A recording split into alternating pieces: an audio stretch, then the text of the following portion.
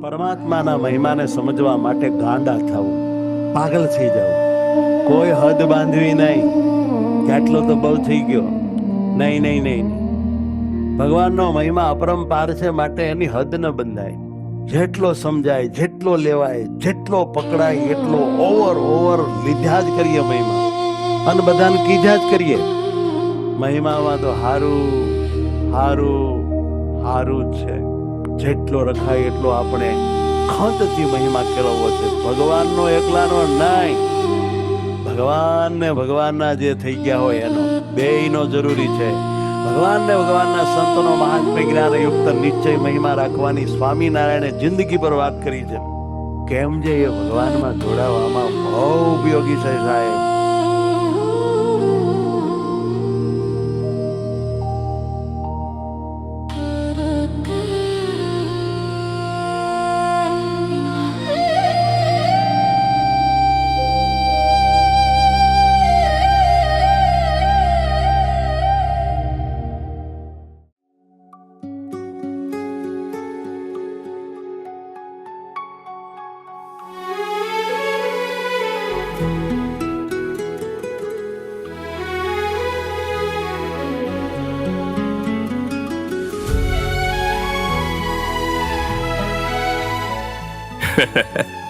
અમારી મૂર્તિમાં વૃત્તિને પરોવીને રાખજો.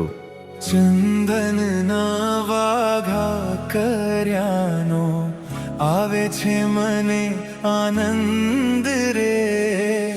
ચંદનના વાઘા કર્યાનો આવે છે મને આનંદ રે. આવી તમારી સેવા આપી, આવી તમારી સેવા આપી, સુખ દ્યો છો સહજાનંદ રે. સુખ દ્યો છો સહજાનંદ રે.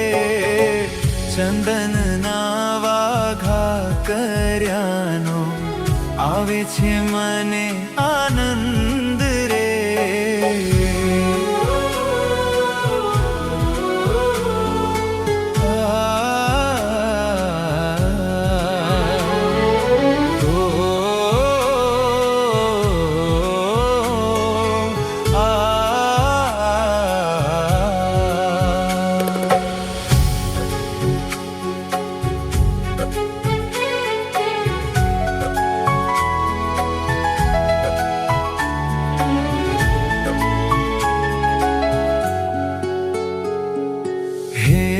કરાવી તમારી મૂર્તિમાં જોડો છો અપાર રે.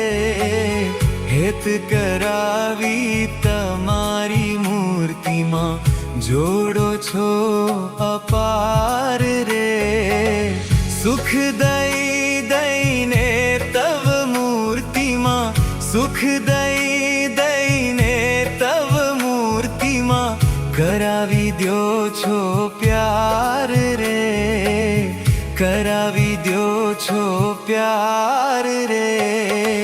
ચંદનના વાઘા કર્યાનો આવે છે મને આનંદ રે.